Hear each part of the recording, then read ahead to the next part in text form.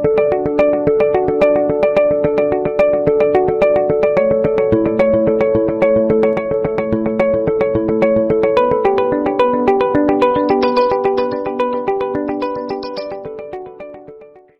Evening friends and students. पिछले video में मैंने शिक्षा के अर्थ के बारे में बात की थी आपसे। एजुकेशन शब्द जो लैटिन भाषा से मिलकर बना हुआ है उसके बारे में बात की थी मैंने। लैटिन भाषा के 3 शब्द एजुकेयर, एजुसियर, एजुकेटम, इन तीनों के बारे में मैंने बृहद चर्चा आपसे पिछले वीडियो में की थी। आज मैं शिक्षा के ही अन्य टॉपिक या उसके सब टॉपिक के बारे में आपसे चर्चा करूंगा। जैसा मैंने पिछले वीडियो में आपसे बताया था कि शिक्षा खुद में एक अध्याय है, लेकिन जो अधिकांश प्रतियोगी परीक्षाओं में, नेट में, सीटेट में, टेट में, बीएड में, डीएलएड में जो क्वेश्चन जहां से ज्यादा पूछे जाते हैं उन सभी वस्तुओं के बारे में मैं आपसे चर्चा करने वाला हूं। आज मैं मुख्य रूप से शिक्षा का संकुचित अर्थ क्या है, शिक्षा का व्यापक अर्थ क्या है, शिक्षा की प्रक्रिया क्या है, शिक्षा के प्रकार क्या है, इसके बारे में आपके सामने आपको संबोधित करूंगा। सबसे पहले मैं शिक्षा के संकुचित रूप के बारे में आपसे डिस्कस करना चाहता हूं कि शिक्षा का संकुचित रूप क्या है। महान शिक्षाविदों ने माना कि शिक्षा एक संकुचित रूप है। संकुचित से यहां अर्थ है कि एक सीमित दायरा है। उन्होंने यह बताया कि शिक्षा को हम एक सीमित दायरे के अंदर ही रहकर सिर्फ समझ सकते हैं, पढ़ सकते हैं, सीख सकते हैं। वो औपचारिक रूप में हो सकती है। औपचारिक रूप से मतलब यह है कि एक बंधन में, मतलब एक चार दीवारी के अंदर रहकर ही शिक्षा हम ग्रहण कर सकते हैं। इसीलिए महान शिक्षाविदों ने शिक्षा को संकुचित रूप बताया। इसको स्कूल कॉलेज में दी जाने वाली शिक्षा को ही संकुचित रूप माना गया। दूसरा जो बिंदु है हमारा वो है शिक्षा का व्यापक अर्थ। शिक्षा के व्यापक अर्थ की बात अगर हम करें तो शिक्षाविदों ने माना कि शिक्षा व्यापक रूप में है। व्यापक रूप से मतलब है कि बालक कहीं भी सीख सकता है। वो चाहे परिवार हो, चाहे वो समाज हो, चाहे वो अपने आपके सगे संबंधी हो, वो कोई भी हो सकता है।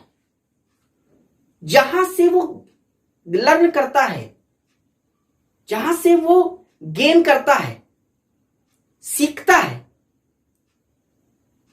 वो सब कुछ एक व्यापक रूप में है। जैसे जब बालक जन्म लेता है, सबसे पहले वो अपनी मां को जानता है, उसके बाद परिवार को जानता है, फिर आस पड़ोस को जानता है, फिर अपने समाज के लोगों को जानता है। तो शिक्षा एक व्यापक रूप में है। लॉक के अनुसार उन्होंने कहा कि शिक्षा ही जीवन है, जीवन ही शिक्षा है। बालक एक ऐसी स्थिति आती है कि अपने माता पिता को, अपने अभिभावक को और शिक्षक को भी कभी कभी सीखना पड़ता है। तो शिक्षा एक व्यापक रूप में है।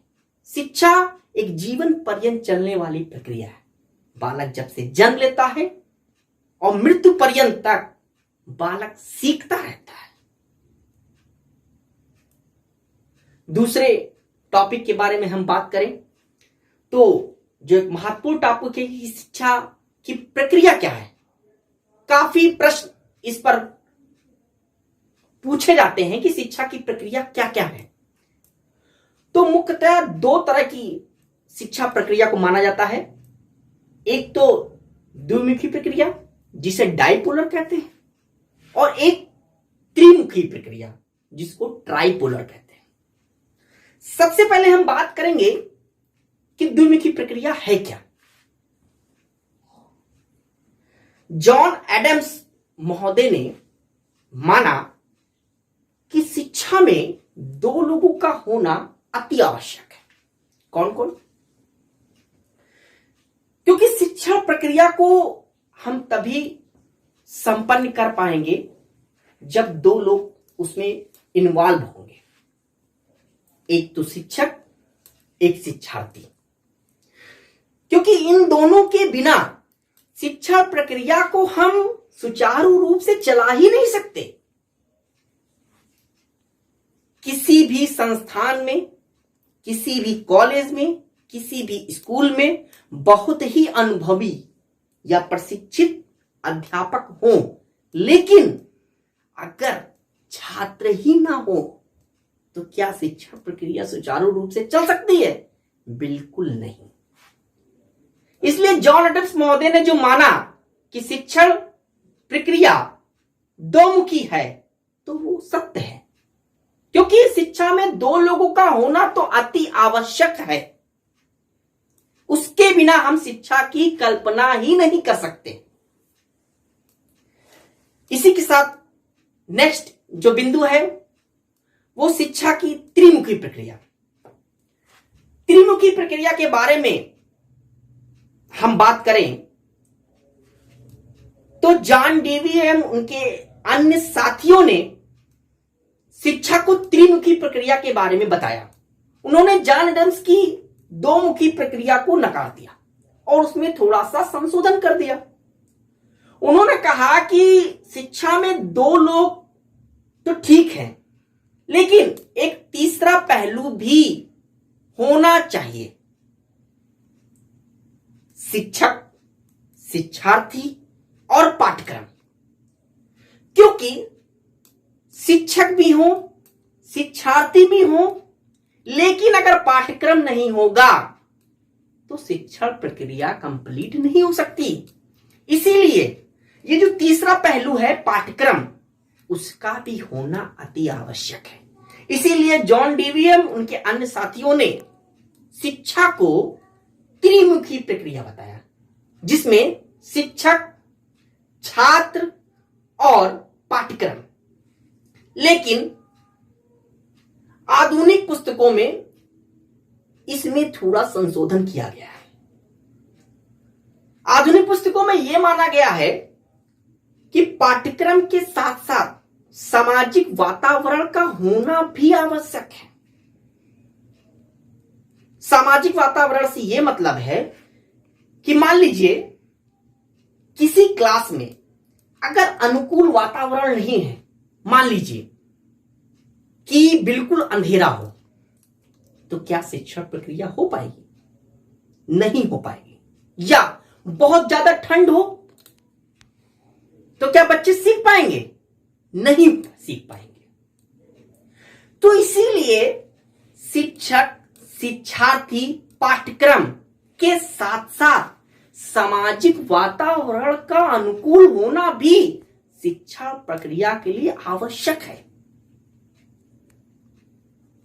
यह हो गई बात शिक्षा की त्रिमुखी प्रक्रिया की। और लास्ट टॉपिक की हम बात करेंगे शिक्षा के प्रकार के बारे में।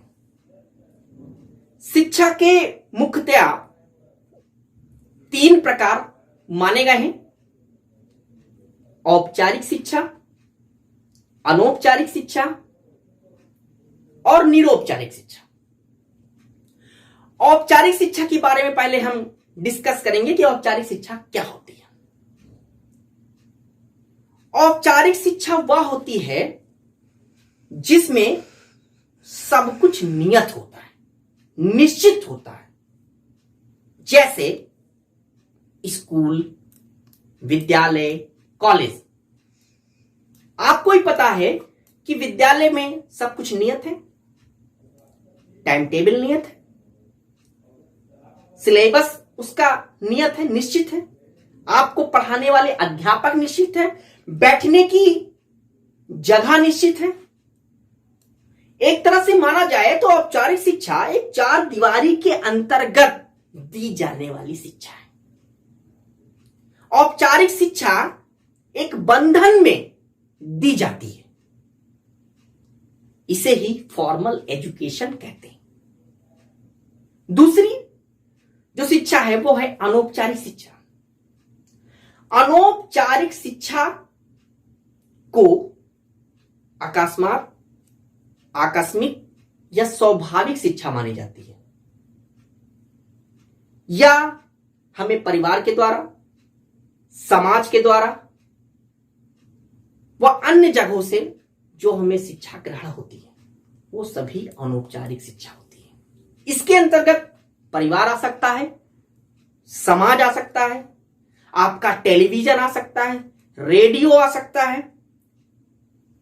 ये सारी चीजें आपकी अनौपचारिक शिक्षा के अंतर्गत आता है। इसमें किसी तरह का कोई बंधन नहीं होता है, कोई बाउंडेशन नहीं है, आप अपने तरीके से सीखिए। तीसरी जो बात हो रही है, निरौपचारिक शिक्षा की बात हो रही है। निरौपचारिक शिक्षा का जो शाब्दिक अर्थ है वो पिछड़े वर्ग की शिक्षा से लिया गया है। पिछड़े वर्ग से मतलब है कि मान लीजिए कोई एक कंटिन्यू अध्ययन नहीं कर पा रहा है किसी कारण, तो वो घर बैठे, जैसे आजकल पत्राचार के माध्यम से, दूरस्थ शिक्षा के माध्यम से बहुत लोग एजुकेशन कर रहे हैं, सीख रहे हैं, कई कोर्सेस कर रहे हैं।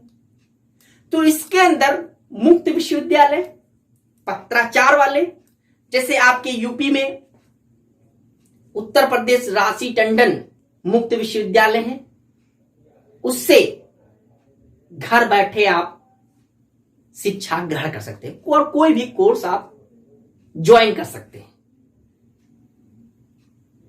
इसमें एक सबसे लाभ की बात यह है कि आप अपने अनुसार शिक्षा को ग्रहण करते हैं, इसके लिए कोई टाइम बाउंडेशन नहीं है। ये सारी बातें आज मैंने आपको शिक्षा के बारे में की। आपको कैसा लगा वीडियो? कल मैं आपके सामने दूसरे शिक्षण बिंदु पे बात करूंगा। इस आपको अगर अच्छा लगा हो तो मेरे वीडियो पे लाइक और कमेंट, और अगर कोई क्वेश्चन हो आपको शिक्षा से संबंधित तो आप मुझसे जरूर पूछिएगा। मैं पहले आपके प्रश्नों का आंसर दे दूंगा, फिर मैं आगे बढ़ूंगा। तब तक के लिए गुड नाइट, शुभ रात्रि, नमस्कार।